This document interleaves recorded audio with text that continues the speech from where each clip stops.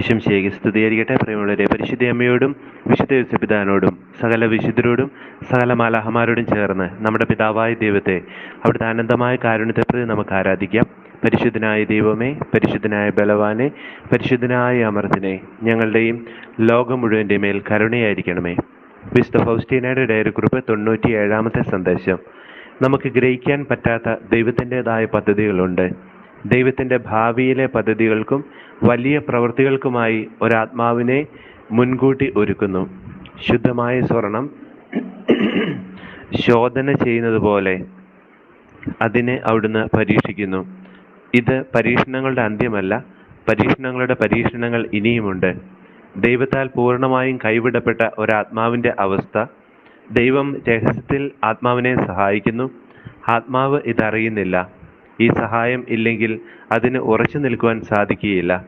എത്രമാത്രം ഒരാത്മാവിന് സഹിക്കുവാൻ പറ്റുമെന്ന് ദൈവം നന്നായി അറിയുന്നു. വിശുദ്ധ ഫൗസ്റ്റീനയുടെ ഡയറി കുറിപ്പ് 97-ാമത്തെ സന്ദേശം.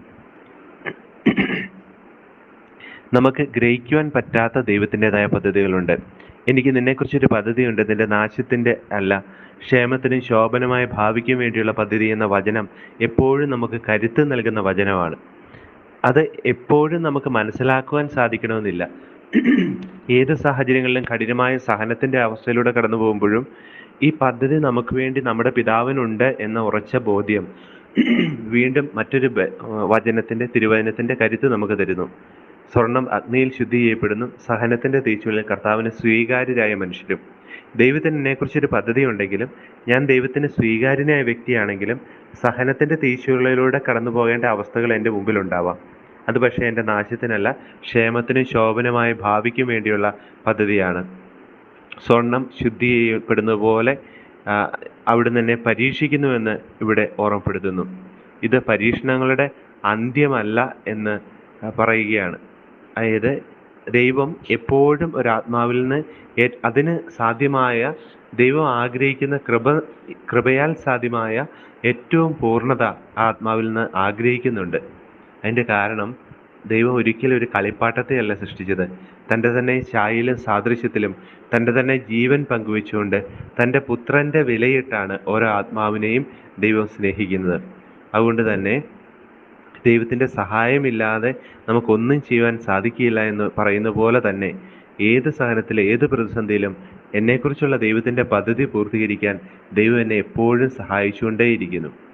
അത് നമ്മുടെ ശക്തിക്ക് അതീതമായിട്ടുള്ള ഒരു സഹനത്തിലൂടെ കടത്തിവിട്ട് നമ്മളെ നാശത്തിലേക്ക് വിടുന്നതല്ല, മറിച്ച് ഏത് സഹനത്തിൻ്റെ അനുഭവത്തിലും എൻ്റെ അവസരം കഴിഞ്ഞു, എൻ്റെ സഹനത്തിൻ്റെ ഏറ്റവും ഘോരമായ അവസ്ഥയിലാണ് എന്ന് ഞാൻ അറിയുമ്പോഴും ചിന്തിക്കേണ്ട ഒരു കാര്യമുണ്ട്.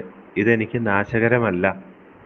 എൻ്റെ കർത്താവ് അറിയാതെ എൻ്റെ ജീവിതത്തിൽ എൻ്റെ സ്വാർത്ഥത കൊണ്ടല്ലാതെ ഒന്നും സംഭവിക്കുന്നില്ല. ഇനി എൻ്റെ സ്വാർത്ഥം കൊണ്ട് സംഭവിക്കുന്ന സഹനമാണെങ്കിൽ പോലും തിരിച്ചറിയുന്ന നിമിഷത്തിൽ ഈശോയെ ഞാനെങ്കിൽ ശരണപ്പെടുന്നുവെന്ന് അവൻ്റെ ഹൃദയത്തിലേക്ക് നമുക്കൊന്ന് ചേർന്നിരിക്കാൻ സാധിക്കുന്നുവെങ്കിൽ തീർച്ചയായിട്ടും രക്ഷിക്കാനാവാത്ത വിധം ഏത് സാഹചര്യത്തിലും അവൻ്റെ കരം കുറുകിപ്പോവുകയില്ല. നമുക്ക് അവനിലേക്ക് നോക്കിക്കൊണ്ട് ഈശോയോട് പറയാം, നീ മാത്രമാണ് എൻ്റെ രക്ഷ. ഉത്തരം കിട്ടാത്ത ചോദ്യങ്ങൾക്കും കണ്ണിൽ അന്ധകാരം ബാധിച്ചിരിക്കുന്ന ജീവിതത്തിൻ്റെ ഏത് സാഹചര്യത്തിലും ഈശോ, എനിക്കറിയാം, നീയാണ് എൻ്റെ പ്രകാശം, നീയാണ് എൻ്റെ വഴി, നീയാണ് എൻ്റെ ജീവൻ, ഞാൻ അങ്ങയിൽ ശരണപ്പെടുന്നു. നമ്മുടെ കർത്താവായ ഈശോമിശിഹായുടെ കൃപയും പിതാവായ ദൈവത്തിൻ്റെ സ്നേഹവും പരിശുദ്ധാത്മാവിൻ്റെ സഹവാസവും നാം എല്ലാവരോടും കൂടെ ഉണ്ടായിരിക്കട്ടെ, ഇപ്പോഴും എപ്പോഴും എന്നേക്കും.